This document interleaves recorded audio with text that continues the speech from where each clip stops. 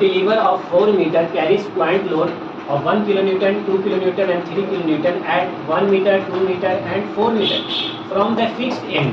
इससे पहले वाले सवाल सर में हुआ करता था फ्रॉम द फ्री एंड, पर यहाँ पर क्वेश्चन में क्या लिखा फ्रॉम द फिक्स्ड एंड, इस साइड से फिक्स्ड एंड से draw the shear force and the bending diagram. From the fixed and है 1 किलोमीटर 1 मीटर की दूरी पर, 2 किलोमीटर 2 मीटर की दूरी पर, 3 किलोमीटर 4 मीटर की दूरी पर, कहाँ से फिक्स्ड एंड से। ये सवाल के मुताबिक इसका ये बन गया। अब हम लोग सपोर्ट रिएक्शन निकालेंगे। सपोर्ट रिएक्शन का कैंटिलीवर है तो एक सपोर्ट है 3 2 1, यही लोड आ रहा है 3 2 1 6 किलोमीटर। शियर फोर्स कहाँ पर निकालेंगे पहले fix and, shear force fix and के सॉरी फ्री एंड पर कहाँ पर कितना आ रहा है, फ्री एंड पर कितना आ रहा है 3 kilometre 3 kilometre at point C पर कितना लोड आएगा शियर फोर्स 3 + 2 दोनों 5 किलोमीटर। बी पॉइंट पर कितना आएगा 3 2 1 तीनों मिल के आएगा 6 किलोमीटर और सपोर्ट पर भी वही है।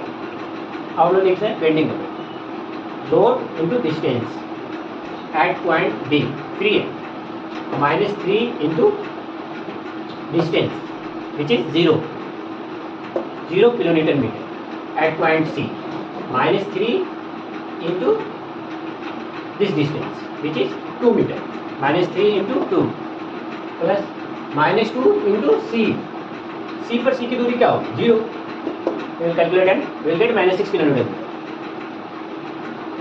at point B, -3 kilonewton into distance which is 3 meter, -2 into 1 meter, -11। इसमें एक चीज और छूट गया, एक से लिख सकते हैं प्लस -1 into 0। अब eight point A -3 into 4 -2 into 2 -1 into 1, इसको कैलकुलेट करेंगे -70 किलोमीटर मीटर। ये अपने लिखेंगे, इसके आधार पर हम लोग इसको ड्रॉ कर सकते हैं। डी पर कितना है 3 है 3 उठाए, भर आपका सी तक क्या रहा कांस्टेंट रहा। जैसे पॉइंट सी आया 2 पॉइंट लोड जिसको कहते हैं कंसंट्रेटेड लोड, कंसंट्रेटेड उस पॉइंट पर ही आ रहा है। जैसे इस पॉइंट पर आया सी पॉइंट पर 2 किलोमीटर और बढ़ गया लोड, इसलिए यहाँ पर हमको 5 दिखने लगा, सडन बढ़ गया ना, यहाँ पर सडन देखिए बढ़ गया। फिर यहाँ से लेकर यहाँ तक कांस्टेंट आया, जैसे पॉइंट बी आया फिर 1 किलोमीटर ऊपर से बढ़ गया, तो अब सडनली ये क्या हो गया 5 से ग्राफ में 6 हो गया। फिर यहाँ से लेके सपोर्ट तक 6 ही है, ये आपका शियर फोर्स डायग्राम बन गया। अब बेंडिंग मोमेंट डायग्राम देख लेते हैं। फ्री एंड पर 0, पॉइंट सी पर 6 माइनस से तो इसको नीचे बना रहे हैं लाइन से, पॉइंट बी पर -11। अब एट सपोर्ट पर सबसे ज़्यादा बेंडिंग मोमेंट होगा। ये कंप्रेसर लेवल का भी सवाल है, अगर कैंटिलीवर पर लोड आ रहा है तो सबसे ज़्यादा बेंडिंग मोमेंट कहाँ पर होगा, सपोर्ट पर होगा। सपोर्ट पर ज़्यादा हम लोग मजबूती का ध्यान देंगे, है ना, वहाँ पर थिकनेस ऑफ द बीम ज़्यादा रखेंगे।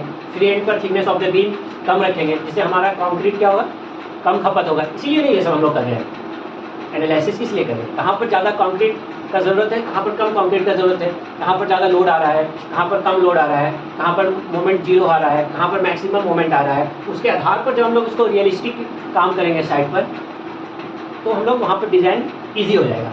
कहाँ पर सरिया ज़्यादा देना है, स्टील ज़्यादा देना है, ग्रेड ऑफ कंक्रीट क्या रखना है, कितना थिकनेस ऑफ द बीम रखना है, ये सब हम लोग इसलिए ही पढ़ रहे हैं, और कोई ये नहीं है। इससे हम लोग ये सब चीज़ आराम से इजी जान सकते हैं। तो ये सवाल यहीं प्रिंट है, देख लो।